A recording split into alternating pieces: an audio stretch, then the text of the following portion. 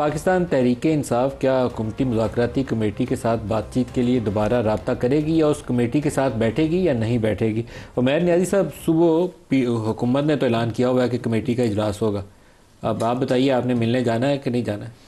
ये अजीब सी शादी होगी जहाँ दूल्हा जाएगा ही नहीं। बात है देखें, दूल्हा कैसे आप ये कैसे तय हो? ये क्योंकि देखें स्टेज हमारे लिए सजा है, जो मर्जी ये कह लें।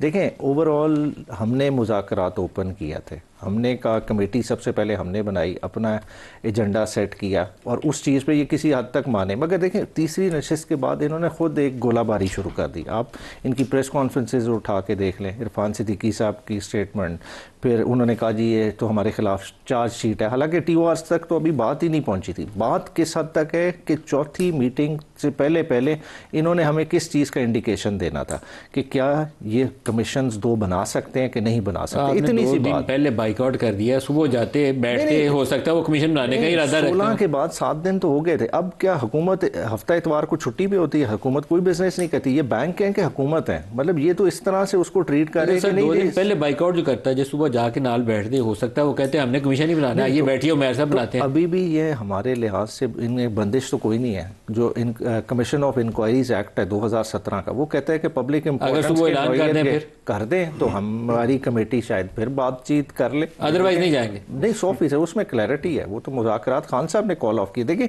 ये कमेटी ने कॉल ऑफ किए होते तो शायद डिफरेंट बात होती। अब खान साहब ने क्योंकि कॉल ऑफ कर ली, अगर दोबारा स्टार्ट भी होंगे तो खान साहब की अप्रूवल से होंगे। वह खान साहब ने हर काम की तरह उन्हें बहुत जल्दी होती है, इसमें भी उन्होंने बाइकआउट करने में जल्दी की। 2 दिन इंतजार करना चाहिए। नहीं इंतजार देखें कर भी सकते थे, मगर देखें उसके लिए कुछ होना चाहिए था ना। देखिए माहौल किस तरह का क्रिएट किया जा रहा था। खुद इन्होंने अदादो शुमार के साथ लगे जी इनके तो बंदे सजा हो गए, ये पास एंड क्लोज ट्रांजैक्शन है, इस पे तो बन ही नहीं सकता। मतलब बिलाल साहब से पूछते हैं, बिलाल साहब कमीशन ऑफ इंक्वायरी एक्ट अगर उसमें 9 मई के ऊपर ये साबित कर देता कि PTI ने सारा काम किया, 200 जगहों पे जो अटैक हुए सारे PTI ने किए, तो आपका तो भला हो जाता, हाथ मजबूत हो जाते। आप क्यों भाग रहे हैं इसे? नदीम साहब हम किसी चीज़ से भाग नहीं रहे। देखिए 2 बातें।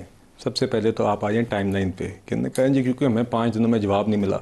आपने सही कहा कि अगली मीटिंग में आके आपने जो बात करनी थी। पहली 3 मीटिंगों की कहानी क्या है? पहली मीटिंग में यह है, कहते हैं जी हम 3 बंदे हैं, बाकी लोग आ नहीं सके। हमने कहा ठीक है। दूसरी मीटिंग 2-3 हफ्ते बाद आई। दूसरी मीटिंग के अंदर फिर बगैर तैयारी आए और उन्होंने कहा कि अब हमें मज़ीद वक्त चाहिए, हमने खान साहब से मुलाकात भी करनी है, हमें मज़ीद वक्त चाहिए तैयारी का। तीसरी मीटिंग के अंदर आके इन्होंने पहली दफ़ा तहरीरी काम किया, महीना 1.5 इन्होंने खुद लगाया। दे वर अनप्रिपेयर्ड देमसेल्व्स। और हमारी साइड से हर दफ़ा उन्होंने कहा कोई बात नहीं, आप मज़ीद वक्त लें, इस चीज़ की कोई डेडलाइन नहीं है और अच्छे माहौल के अंदर मीटिंग हुई, अच्छी बात है और आगे यही फोरम होगा जिसके ऊपर हम कौमी इशूज़ के ऊपर बात करेंगे। 1.5 माह में आपको एक बात का तो पता था, पहले दिन से वो कह रहे थे जुडिशल कमीशन बनाए, तो 6 हफ्तों में कम से कम आपने अपना जहन तो बना लिया होगा ना कि हमने कमीशन बनाना है। नहीं नदीम साहब देखिए, बाद में जो TORs आए उन्होंने ये कहा कि ये बताएं खान साहब को गिरफ्तार करने का तरीक़ाकार क्या था। उन्होंने ये नहीं कहा कि 9 मई का तयन करें और जिसने जो भी इसमें मुलव्वस है इसको पकड़ें और इसको आप करें, ये नहीं था। उसके इर्द गिर्द सारे जो इनके अपने टॉकिंग पॉइंट्स थे, तो आप आगे पीछे कर सकते हैं ना, कमीशन बनाना है या नहीं बनाना। नदीम साहब अभी भी हम कह रहे हैं आपने एक चिट्ठी दी है ना, उसका एक रिटर्न जवाब, और हमने भी सिर्फ PMLN नहीं करना है, इत्तेहादियों ने मिलकर इसका एक रिस्पॉन्स बनाना था मीटिंग के अंदर। वो आप कमीशन बनाने के लिए तैयार है या नहीं? नहीं देखिए, राना सनाउल्लाह साहब ने भी आपको याद होगा एक प्रेस कॉन्फ्रेंस की थी जो मामलात 9 मई से रिलेटेड है। Number 1 I also personally feel कि TORs that they suggested उसमें तो मतलब कि मेरे नज़दीक वो मज़ाक़ खेज़ थे। इन एनी केस, और वो ज़्यादातर मामले या जुडिशली सेटल हो चुके हैं या सब जुडिस हैं। तो एक चीज़ जो ऑलरेडी जुडिशरी के प्रोसेस से गुजर गई है या सब जुडिस है, उसके ऊपर तो कमीशन ऑफ इंक्वायरी बनाने 9 मई पे कमीशन नहीं बन सकती। नहीं मतलब कि ये this is my view, I may be wrong, but हमने जैसे आपसे कहा कि उस टाइम पे भी ये कहा गया था कि जो फॉर्मल रिस्पॉन्स है हुकूमती कमेटी का या इत्तेहादियों की कमेटी का, वो सब इत्तेहादियों से मुशावरत करके हम आपको देंगे। आपने एक चिट्ठी बनाने में 1.5 महीना लगाया, इतना सब्र तो करें ना कि आप जब अगली मीटिंग आए तो वहाँ पे हुकूमत का बनाने में क्या मज़ाइक है जब वो इनको चार्जशीट कर सकता है कि 9 मई में आप ही कसूरवार हैं, पकड़े इनको, मेयर साहब को पकड़े। देखिए एक तो दिक्कत ये है कि एक चीज़ जो जुडिशली सेटल हो गई, आप उसके ऊपर कमीशन इंक्वायरी क्या बना सकते हैं, एक लीगल सवाल है। इंडिविजुअल्स को पनिश किया है ना, लेकिन ओवरऑल 9 मई क्या उसके मास्टरमाइंड इमरान खान और PTI थे? सर ये सवाल था ही नहीं। साबित कर दें, इन्होंने ये नहीं कहा कि मौका है साबित सर, इन्होंने ये नहीं कहा, इन्होंने कहा खान साहब को 9 मई तक वो लोग पहुंचे किस तरह, उन्होंने ये नहीं कहा। भाई वो आप कमीशन के प्रीव्यू में शामिल कर दें। हम यही तो कह रहे हैं, आप मुज़ाकराती अमल में रहे तो सही ना, आगे जवाब भी सुनना। जिस सवाल को पूछने में आपको 1.5 महीना लगा है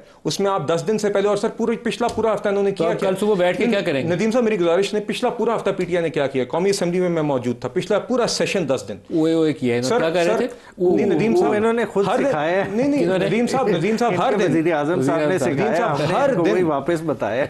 हर दिन क्वेश्चन आवर अहम बिजनेस हाउस का इन्होंने एक बात करनी थी। स्पीकर साहब ने बार बार कहा बिजनेस हाउस का मुकम्मल होने दो, उसके बाद आप बात करें। इन लोगों ने ना सिर्फ बिजनेस डिस्टर्ब किया, इन्होंने वॉकआउट करके कोरम कॉल किया, और जितना भी अहम बिजनेस था उसमें चाहे लोगों के सवालात थे, चाहे मेंबर्स के सवालात थे, कॉलिंग अटेंशन नोटिस थे, अहम अपोजिशन है तो पूरा नहीं कर रहा ना, वो तो हुकूमत नहीं सर। मगर क्या ऑपोजिशन का ये काम नहीं है कि असेंबली के अंदर आके कौमी इश्यूज पे बात होने दे या करने दे? खुद नहीं कर सकते तो दूसरे करने दें। आप लोग खुद वॉकआउट करते हैं, क्या ये काम नहीं? आपके अरकान कोरम नहीं पूरा कर सकते? नहीं, देखिए हमारी तरफ से भी मेंबरान को और मौजूद होना चाहिए था। मगर अगर आपसे ये कोई कह रहा है आपने जो इमरान खान के हक में आके नाराबाजी करनी है, आपने दिखानी है पीछे वीडियोस, आप दिखाएं बाद में, वो किसी ने नहीं रोका। मगर जो बिजनेस ऑफ द हाउस है, जिसके अंदर अहम इश्यूज हैं, कोई हेल्थ से रिलेटेड, कोई रेलवे से रिलेटेड, कोई लोड शेडिंग से रिलेटेड, जो भी लोगों के इश्यूज हैं, वो वहां पे ये बाकायदा बाय डिजाइन रोकते थे, शोर मचाते थे, और फिर बाद में उसको डिस्टर्ब करते थे। और बाकायदा ये तय करते थे पहले कि हम कोरम नहीं कॉल करेंगे, ताकि ये अहम बिजनेस हाउस का जो मकसद है इस हाउस का, ये पूरा हो जाए। उसके बाद स्पीकर साहब ने कहा था कि आपको भी पूरी बात करने का मौका मिलेगा, ट्रेजरी को भी मिलेगा, सियासी जो आपने बात सुबह क्या करेंगे? फिर बैठ के हुकूमत आएगी और एक वो कैमरा के सामने वो कोई अपना बयान दे के चली जाएगी, इसके अलावा तो फिर आउटपुट जीरो होगी ना। मलिक साहब, द कंट्री नीड्स हीलिंग। पिछले कई सालों से, तकरीबन एक दिहाई से, जब से पैनामा का स्कैंडल आया उस वक्त से लेकर अभी तक, और खुसूसन जो पिछले 3-4 साल गुजरे हैं, ये पॉलिटिकल क्राइसिस इतना शदीद हुआ है कि इसकी सारी की सारी जो कीमत है अव्वल इस कौम ने अदा की। ये बात बिल्कुल दुरुस्त है, शरह सूद कम हुई, मैक्रो लेवल के ऊपर इंडिकेटर्स बेहतर हो रहे हैं, खुदा का शुक्र है। लेकिन साथ ही साथ आप देखें कि 2-3 हफ्ते पहले वर्ल्ड बैंक की एक और रिपोर्ट भी आई कि सिर्फ पिछले साल में 1.5 करोड़ पाकिस्तानी मजीद सतह गुर्बत से नीचे चले गए। जो ग्रोथ है इसमें और जाएंगे ना, इसमें एम्प्लॉय होंगे और पुअर होंगे। तो हम ये जो पॉलिटिकल क्राइसिस है जिसको हम सॉल्व नहीं कर पा रहे, इसके कॉन्सिक्वेंसेस सबसे पहले पाकिस्तान के लोग अदा कर रहे हैं। महंगाई की सूरत में, बेयकीनी की सूरत में, फॉरेन इन्वेस्टमेंट आपके मुल्क में कोई नहीं आ रही, जो यहां पर आपका कैपिटल था वो यहां से बाहर के मुल्कों में शिफ्ट हो रहा है। फिर उसके बाद ये लड़ाई इस हद तक फैली है कि इसने अब सुप्रीम कोर्ट के अंदर जो हमें नजर आ रहा है, जो पिछले 3-4 सालों से हो रहा है, ये पोलराइजेशन सुप्रीम कोर्ट तक पहुंच गई। मीडिया के अंदर ये पोलराइजेशन मौजूद है, अवाम के अंदर ये पोलराइजेशन मौजूद है। हमें बतौर, मैं सियासतदान का लफ्ज इस्तेमाल नहीं करूंगा, मैं अशराफिया का लफ्ज इस्तेमाल करूंगा, कि जो इस मुल्क की पॉलिटिकल, जुडिशियल, मिलिट्री एलीट है, हम सब ने मिलकर इस मुल्क को अब थामना है। ये जितने हम आपस में पोलराइजेशन, नफरतें बढ़ा चुके हैं, इसको खत्म करना है। तहरीक इंसाफ के दोस्त तहरीक तहफ़्फ़ुज़ आइन के प्लेटफॉर्म से मेरे पास आए थे, तो मैंने तो उनके सामने एक बड़ी बेसिक सी इस्तदा रखी। मैंने कहा कि जी अगर तो आपकी तगदो वापस दोबारा इक़्तिदार में आने के लिए है, दोबारा वज़ीर आज़म बनने के लिए, तो दिस इज नो पॉलिटिक्स। तो छोटी सोच हो जाएगी। तो छोटी सोच है। इमरान खान साहब की मकबूलियत में तो किसी को शक नहीं है, उनका कद वाकई बहुत बड़ा है, इस वक्त मुल्क के सबसे मकबूल तरीन रहनुमा है। तो इसको बड़े लार्जर डिबेट की तरफ ले जाए और इसी प्लेटफॉर्म से एक लार्जर नेशनल एजेंडा तय करें कि जिसके अंदर हमने जो सिविलियन स्पेस सीड कर दी है, जो डेमोक्रेटिक स्पेस हमने सीड कर दी है, जो अदलिया का हाल हो गया है, और बहुत सी चीजों के जिम्मेदार हम खुद हैं कि हमने किस तरीके से इन चीजों को दुरुस्त करना है। पीका एक्ट, अब देखें ये काम वो हुकूमतें करती हैं कि जिनको अपनी क्राइसिस ऑफ लेजिटिमेसी का जो शिकार हो, यानी कि आप तनकीदी आवाजों को बिल्कुल बंद कर देंगे।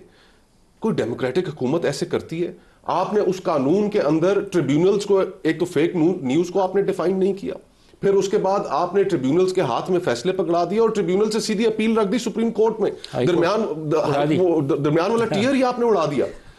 तो ये किस तरफ लेकर जा रहे हैं आप मुल्क को? कोई आवाज ना निकाले, बस वो प्राइम मिनिस्टर साहब की तरह वो कर सकता और कुछ नहीं कर सकता। ब्रेक ले ले बिलाल साहब, फिर सुबह हम आपकी तरफ से क्या तवक्को रखें, एक प्रेस स्टेटमेंट या कुछ इससे ज्यादा? देखिए जी, मैं तो ये ज़ाती तौर पे तवक्को रखूँगा कि PTI जो है ये होश के नाखून लेगी और हमेशा की तरह सियासी डायलॉग से भागने के बजाय एक फोरम अगर बन गया है जहाँ पे एक अच्छे माहौल के आप इनको इंगेज करेंगे या टीवी स्टेटमेंट से दावत देंगे? ये भी तो हो सकता है ना, सुबह फोन कॉल उठाएं और कहें कि आइए यार बैठ के कोई रास्ता निकालते हैं। नहीं, मतलब कि स्पीकर साहब की तरफ से दावत गई भी है ऑफिस के लिए, ये मैं उम्मीद करता हूँ ये आएंगे। स्पीकर साहब फ़ोन कॉल भी कर सकते हैं अगर चाहें तो, बैरिस्टर को गौहर को एक उठा के फ़ोन कॉल शायद की हो, मेरे इल्म में नहीं है, मगर देखिए एक फोरम में जिसकी 3 मीटिंग्स हो गई हैं, इन्होंने भी तस्लीम किया, हमने भी तस्लीम किया कि अच्छे माहौल के अंदर गुफ्तगू हुई है, and not just limited to these demands. देखिए कौम के लार्जर इशूज़ हैं, जो बात मुस्तफा भाई भी कर रहे थे, हमें दिखाना होगा कि दहशतगर्दी जैसे मामलात पे, मईशत जैसे मामलात पे, संगीन कौमी मामलात के ऊपर, इस फोरम के ऊपर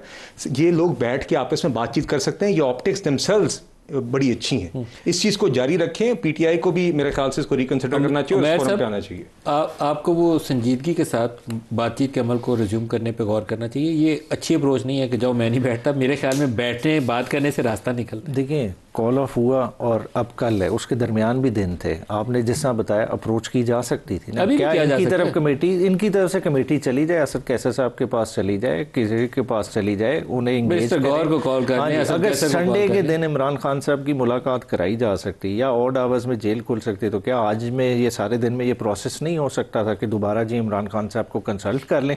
हमारा ये नुक्ता नज़र है, हम इसमें कुछ प्रोग्रेस करना चाहते हैं, तो इसलिए आपका टेबल पर बैठना ज़रूरी है, मगर ऐसा कोई इंदिया आया ही नहीं। कोई बैरिस्टर गौहर को कोई फ़ोन कॉल गई या नहीं? उनकी तरफ से तो आज यही चला है कि हम नहीं बैठ रहे। अब क्या स्पीकर साहब ने उन्हें कॉल की दोबारा कायल करने के लिए या नहीं? ये मेरे आइडिया नहीं है, मगर आज इस्लामाबाद में ही थे बैरिस्टर गौहर, इसलिए कोई रब्ता नहीं हुआ।